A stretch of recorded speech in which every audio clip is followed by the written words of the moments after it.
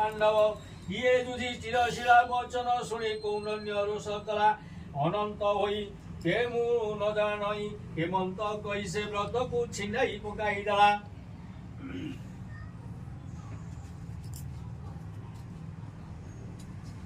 हे युधिष्ठिर से ब्राह्मण शिला को शिलांक हस्तरु व्रत छिंडाई ज्वलंत अग्नि पकाई दला।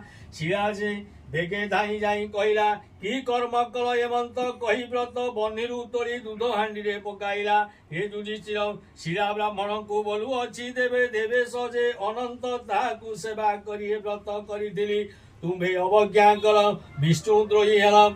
ये से अवज्ञारू से ब्राह्मण सकल संपत्ति चोर घेनी गले मूषा माने द्रव्य हरण कले जहा जहा देला से आउ फेराई देला नहीं। बंधु मानवंकु कला बंधु माने कलह कले मित्र माने ताहार अमित्र